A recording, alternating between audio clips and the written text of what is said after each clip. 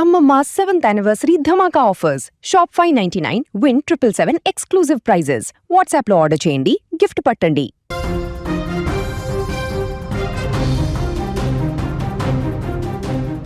మోడీతో యుద్ధానికి సై అంటున్నారు టీవీకే పార్టీ అధినేత విజయ్. తమ ప్రభుత్వంపై కేంద్రం అనుసరిస్తున్న విధి విధానాలపై విజయ్ ఆగ్రహం వ్యక్తం చేస్తున్నారు. తమిళనాడులో అతిపెద్ద పార్టీగా అవతరించిన టీవీకే పార్టీకి ప్రభుత్వం ఏర్పాటు చేసేందుకు అవకాశం కల్పించకపోవడంపై విజయ్ తప్పుపట్టారు. 112 మంది ఎమ్మెల్యేల లిస్టును గవర్నర్కు సమర్పించిన ప్రభుత్వ ఏర్పాటుకు గవర్నర్ అంగీకరించకపోవడం వెనుక కేంద్రంలోని పెద్దలు ఉన్నారంటూ టీవీకే నేతలు ఆరోపిస్తున్నారు. దీంతో కేంద్రంతో ఫైట్ కి విజయ్ రంగం సిద్ధం చేసుకున్నట్టు తెలుస్తుంది. ఇక ఇదే అంశానికి సంబంధించి మరింత సమాచారం మా బ్యూరో చీఫ్ విజయ్ అందిస్తారు. విజయ్, చెప్పండి, టీవీకే ప్రభుత్వం ఏర్పాటు కాకుండా గవర్నర్ వెనుక కేంద్ర ప్రభుత్వం ఉందంటూ టీవీకే పార్టీ ఆరోపిస్తుంది. దీన్ని ఎలా చూడొచ్చు?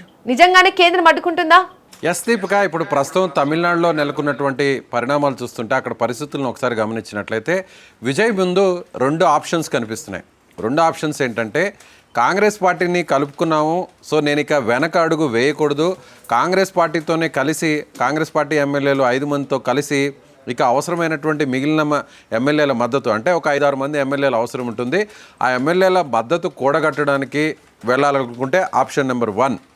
ఆప్షన్ నెంబర్ 2, కాంగ్రెస్కు దూరంగా జరిగి సో బీజేపీకి అనుకూలంగా ఉన్నటువంటి అన్నాడీఎంకేకి సంబంధించినటువంటి వారితో కలిసి ప్రయాణించడం, అన్నాడీఎంకేలతో డైరెక్ట్గా పొత్తు పెట్టుకోవడం, లేదంటే అన్నాడీఎంకే నుంచి కొంతమంది ఎమ్మెల్యేలు బయటకు రావడానికి సిద్ధంగా ఉన్న వారితో కలిసి పొత్తు పెట్టుకోవడం, అలాగే లోకల్గా ఉన్నటువంటి కొన్ని పార్టీలతో కలిసి పొత్తు పెట్టుకోవడం, చిన్న చిన్న పార్టీలతో, అంటే డిఎంకే అలాగూ రాదు కాబట్టి. సో ఇలా 2 ఆప్షన్స్ విజయ్ ముందున్నాయి. సో విజయ్ ఆప్షన్ నెంబర్ 1నే ఎంచుకోవడానికి సిద్ధంగా ఉన్నట్టుగా తెలుస్తుంది. ఎందుకంటే విజయ్ ఆప్షన్ నెంబర్ 1 అంటే బహిరంగంగా కాంగ్రెస్ పార్టీతో పొత్తుకు సిద్ధపడ్డారు. కాంగ్రెస్ పార్టీ ఎమ్మెల్యేలు కూడా నేరుగా వచ్చి వాళ్ళు సపోర్ట్ చేయడానికి ఓకే అన్నారు. విజయ్ని కలిసి పుష్పగుచ్చం ఇచ్చారు.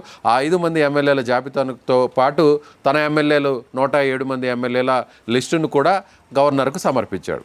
సో ఇది బీజేపీ పెద్దలకు కోపం తెప్పించింది. కాంగ్రెస్తో కలవడం బీజేపీకి ఇష్టం లేదు కాబట్టి కాంగ్రెస్తో భాగస్వామ్యంతో తమిళనాడులో ప్రభుత్వం ఏర్పాటు చేస్తే అది బీజేపీకి రాజకీయ పరంగా కూడా కాంగ్రెస్ పార్టీ మరింత పుంజుకుంటుంది కాబట్టి బీజేపీకి ఇబ్బంది ఉంటుందనేటువంటి ఉద్దేశంతో విజయ్ని ముఖ్యమంత్రిగా చేయడానికి, టీవీకే పార్టీని అధికారంలో తీసుకురావడానికి బీజేపీ అడ్డుకుంటూ పావులు కదుపుతోంది అనేది అందరికీ తెలుస్తున్నటువంటి మాట. అందుకు గవర్నర్ ద్వారా ఈ గేమ్ అంతా కూడా ఆడిస్తూ గవర్నర్ ద్వారా విజయ్కు అవసరమైనటువంటి మెజారిటీ లేదు కాబట్టి అప్పుడే ప్రమాణ స్వీకారం చేయాలి అనేటువంటి ఒక మాటని గవర్నర్ ద్వారా, రాజేంద్ర పర్లికర్ ద్వారా నేరుగా బీజేపీ కేంద్రం చెప్పించింది కాబట్టి సో ఇవాళ జరగాల్సినటువంటి ప్రమాణ స్వీకారం వాయిదా పడింది అనేది అందరికీ తెలుస్తున్నటువంటి మాట. అయితే ఇప్పుడు విజయ్ గవర్నర్ మీద నేరుగా సుప్రీంకోర్టుకు కంప్లైంట్ చేయడానికి సిద్ధపడుతున్నారు. సుప్రీంకోర్టులో పిల్ వేయడానికి రెడీ అవుతున్నారు. గతంలో జరిగినటువంటి ఇదే విధంగా గత కొన్ని రాష్ట్రాల్లో జరిగినటువంటి అసెంబ్లీ ఎన్నికల ఫలితాల సమయంలో కూడా, ప్రభుత్వాన్ని ఏర్పాటు చేసేటువంటి సమయంలో కూడా అప్పుడు సుప్రీంకోర్టుని కొన్ని రాజకీయ పార్టీలు ఆశ్రయించాయి. సుప్రీంకోర్టుని ఆశ్రయించిన తర్వాత గవర్నర్ నిర్ణయాన్ని వ్యతిరేకిస్తూ వాళ్ళు అప్పీల్ చేసుకున్న తర్వాత సుప్రీంకోర్టు డైరెక్షన్స్తోనే అక్కడ వాళ్ళు ఫ్లోర్ టెస్ట్ నిర్వహించడం, సో బల నిరూపణ చేసుకున్న తర్వాత ప్రభుత్వాన్ని ఏర్పాటు చేయాల్సినటువంటి పరిస్థితి వచ్చింది. అందుకు ఎగ్జాంపుల్గా చూసినట్లయితే ముందు అసలు గవర్నర్ రోల్ ఏంటో ఒకసారి మనం విశ్లేషించే ప్రయత్నం చేస్తాను. జనరల్గా ఎక్కడైనా అసెంబ్లీ ఎలక్షన్స్ జరిగితే హంగ్ ఏర్పడితే అప్పుడు అతిపెద్ద పార్టీగా ఉన్నటువంటి ఆ పార్టీని ప్రభుత్వాన్ని ఏర్పాటు చేయడానికి ముందుగా ఆహ్వానించాలి. అంటే ఒక రకంగా చెప్పాలంటే మ్యాజిక్ ఫిగర్ దాటేటువంటి సంఖ్య ఆ పార్టీ దగ్గర ఉంటే గవర్నరే నేరుగా ఆహ్వానిస్తారు, లేదా ఆ పార్టీ నేరుగా గవర్నర్ని కలిసి మేము ప్రభుత్వాన్ని ఏర్పాటు చేస్తామని చెప్తారు. అలా కాకుండా ఒకవేళ సెకండ్ థర్డ్ పార్టీలుగా ఉండి వాళ్ళు ఫస్ట్ ప్లేస్లో ఉన్న పార్టీకి గవర్నమెంట్ ఏర్పాటు చేయడానికి కొంత గడువునైతే గవర్నర్ ఇవ్వాలి. సో విజయ్ ఆ విధంగా కొంత గడువును కోరారు. సో నెక్స్ట్ ఉన్నటువంటి ఆ విజయ్ ఆ గడువులోపు మద్దతు కూడబట్టలేకపోతే ఆ తర్వాత ఉన్నటువంటి మిగిలిన పార్టీలు కూటమిగా ఏర్పడినా, లేకపోతే ఆ మిగిలిన పార్టీలు కలిసి మేము ప్రభుత్వాన్ని ఏర్పాటు చేయాలని రిక్వెస్ట్ చేసినా కూడా అప్పుడు ఫస్ట్ ప్లేస్లో ఉన్న పార్టీ ప్రభుత్వాన్ని ఏర్పాటు చేయలేకపోతుంది కాబట్టి, సమయం ఇచ్చినా కూడా అందుకు తగ్గ మెజారిటీని నిరూపించుకోలేకపోతుంది కాబట్టి ఇక సెకండ్ అండ్ థర్డ్ ప్లేస్లో ఉన్నటువంటి పార్టీల వైపు అప్పుడు గవర్నర్ ఆలోచించాలి. కానీ ఇప్పుడు ప్రస్తుతం ఏం జరుగుతుందంటే విజయ్ కొంత సమయాన్ని కోరారు, అలాగే ఎమ్మెల్యేల జాబితాను కూడా గవర్నర్కి ఇచ్చారు. మిగిలినటువంటి నా దగ్గర ఉన్నటువంటి 107 మంది ఎమ్మెల్యేలు, కాంగ్రెస్ పార్టీ దగ్గర ఉన్నటువంటి 5 మంది ఎమ్మెల్యేలు కలుపుకుంటే 112 ఉన్నాయి. మిగిలినటువంటి ఒక 6 మంది ఎమ్మెల్యేలను నేను మద్దతు ఇవ్వడానికి నాకు సిద్ధంగా ఉన్నారు. వాళ్ళని నేను ముందు ప్రమాణ స్వీకారాన్ని ఏర్పాటు చేయండి, ప్రమాణ స్వీకారం చేసిన తర్వాత 2 వారాల పాటు నాకు సమయం ఇస్తే అసెంబ్లీని హాజరుపరిచి అసెంబ్లీలో తనకు మద్దతు ఇస్తున్నటువంటి మెజారిటీ ఉన్నటువంటి ఎమ్మెల్యేలందరినీ కూడా నేను అక్కడ ఫ్లోర్ టెస్ట్ ద్వారా బల నిరూపణ చేసుకుంటాను అనేటువంటి రిక్వెస్ట్ని విజయ్ గవర్నర్ ముందు, రాజేంద్ర పర్లికర్ ముందు ఇవ్వడం జరిగింది. కానీ గవర్నర్ మాత్రం మీరు ప్రమాణ స్వీకారం చేయాలంటే మీకు అవసరమైన 6 మంది ఎమ్మెల్యేల జాబితాను కూడా తనకి ఇవ్వండి అంటూ కూడా కోరాడు. అప్పటి వరకు నేను ప్రమాణ స్వీకారం చేయించను, అప్పటి వరకు ప్రభుత్వాన్ని ఏర్పాటు చేయడానికి కుదరదు అంటూ తెగేసి చెప్పడంతో ఇప్పుడు విజయ్ న్యాయ కోవిధులతో, న్యాయ నిపుణులతో ఆయన చర్చిస్తున్నారు.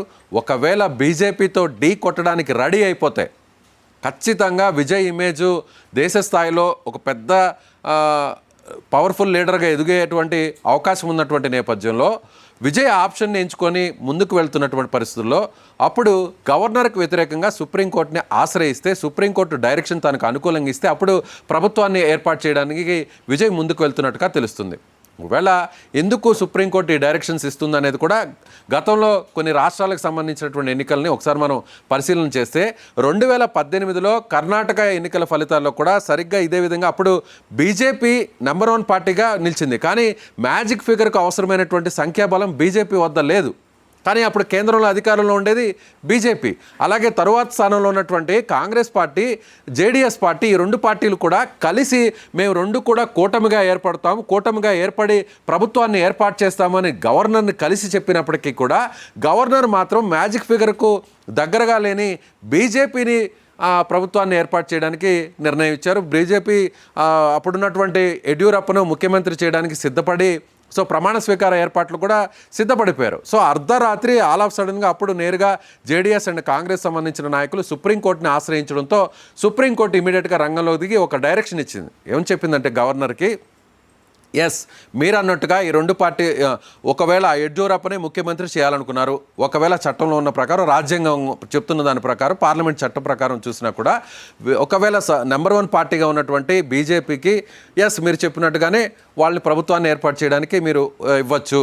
అయితే ముందు వాళ్ళ చేత ఫ్లోర్ టెస్ట్ చేయించండి, అసెంబ్లీలో వాళ్ళకి ఎంత మెజారిటీ ఉంది అనేది ముందు మీరు నిరూపించేటువంటి ప్రయత్నం చేయండి, అందుకు బీజేపీకి అవకాశం ఇవ్వండి అని చెప్పి సుప్రీంకోర్టు ఒక డైరెక్షన్ ఇచ్చింది. కానీ బీజేపీ మొత్తం మాత్రం అందుకు అవసరమైనటువంటి మెజారిటీ లేదు, ఒక 6-7 మంది ఎమ్మెల్యేల సంఖ్య తక్కువ ఉంది. కాబట్టి బీజేపీకి సంబంధించిన యడ్యూరప్ప అప్పుడు ముఖ్యమంత్రిగా ఆయన ప్రమాణ స్వీకారం చేసినా కూడా వెంటనే 3 రోజుల తర్వాతే ఆయన రాజీనామా చేయాల్సినటువంటి పరిస్థితి వచ్చింది. ఎందుకంటే అప్పుడు ఆయన దగ్గర ఆ సంఖ్యాబలం లేదు కాబట్టి, ఫ్లోర్ టెస్ట్లో కూడా ఆ మెజారిటీ నిరూపించుకోలేరు కాబట్టి, ఎలాగూ రాజీనామా చేయాలి కాబట్టి అప్పుడు పార్టీ పరువు పోతుంది అనేటువంటి ఉద్దేశంతో వెంటనే ప్రమాణ స్వీకారం చేసినటువంటి 3 రోజుల తర్వాతే యడ్యూరప్ప రాజీనామా చేశారు. ఆ తర్వాత మరొక ఇన్సిడెంట్ గురించి కూడా ఇక్కడ చెప్పాలి. 2019లో ఆ తర్వాత మహారాష్ట్రలో ఎన్నికలు జరిగితే అక్కడ కూడా ఈ 3 పార్టీలకు ఎక్కడ కూడా స్పష్టమైనటువంటి మెజారిటీ రాలేదు. అది BJP party, Congress party, Shiv Sena party. అయితే అక్కడ కూడా సింగిల్ లార్జెస్ట్ పార్టీగా మ్యాజిక్ ఫిగర్కు కాస్త దూరంలో బీజేపీ ఆగిపోయింది. అప్పుడు బీజేపీ సింగిల్ లార్జెస్ట్ పార్టీగా ఉంది కాబట్టి అక్కడ ఉన్నటువంటి అప్పుడు గవర్నర్ బీజేపీని ప్రభుత్వాన్ని ఏర్పాటు చేయడానికి, అప్పుడు కూడా కేంద్రంలో బీజేపీ ఉంది కాబట్టి అప్పుడు ఆయన సమయం ఇచ్చారు. ప్రమాణ స్వీకారానికి ఏర్పాట్లు కూడా చేసినటువంటి పరిస్థితి. వెంటనే అప్పుడు జేడీఎస్, కాంగ్రెస్, శివసేన 2 కూటమిగా ఏర్పడుతున్నాం, గవర్నర్ కలిసి చెప్పడం జరిగింది. బీజేపీ దగ్గర ఆ సంఖ్యాబలం లేదు, మా 2 పార్టీల దగ్గర ఆ సంఖ్యాబలం ఉంది కాబట్టి తమను ప్రభుత్వాన్ని ఏర్పాటు చేయడానికి మీరు ఆహ్వానించండి, మమ్మల్ని ప్రమాణ స్వీకారం చేయించడానికి అవకాశం ఇవ్వండి అని చెప్పడంతో గవర్నర్ నో చెప్పి సంఖ్యాబలం లేనటువంటి బీజేపీని ప్రమాణ స్వీకారం చేయడానికి ఏర్పాట్లు చేసుకున్నారు. అప్పుడు శివసేన, కాంగ్రెస్ పార్టీ 2 కూడా సుప్రీంకోర్టును ఇమ్మీడియట్గా కొన్ని గంటల వ్యవధిలోనే ఆశ్రయించడం జరిగింది. సుప్రీంకోర్టు నేరుగా గవర్నర్కి ఒక డైరెక్షన్ ఇవ్వడం జరిగింది. మళ్ళీ అక్కడ కూడా ఇదే డైరెక్షన్ ఇవ్వడం జరిగింది. ఎవరైతే మీరు బీజేపీ చెప్తున్నారు కాబట్టి బీజేపీకి ఫ్లోర్ టెస్ట్ చేసుకోవడానికి మహారాష్ట్రలో మీరు అవకాశం ఇవ్వండి, బీజేపీ ఫ్లోర్ టెస్ట్ చేసుకొని సంఖ్యాబలాన్ని అసెంబ్లీలో నిరూపించుకుంటే అప్పుడు ప్రభుత్వాన్ని ఏర్పాటు చేయించండి, అలా కాని పక్షంలో ఈ 2 పార్టీలకు సమయం ఇవ్వండి అనేటువంటి డైరెక్షన్ ఇవ్వడంతో అప్పుడు సేమ్ కర్ణాటకలో ముందు సంవత్సరం ఏం జరిగిందో మళ్ళీ మహారాష్ట్రలో కూడా అదే జరిగింది.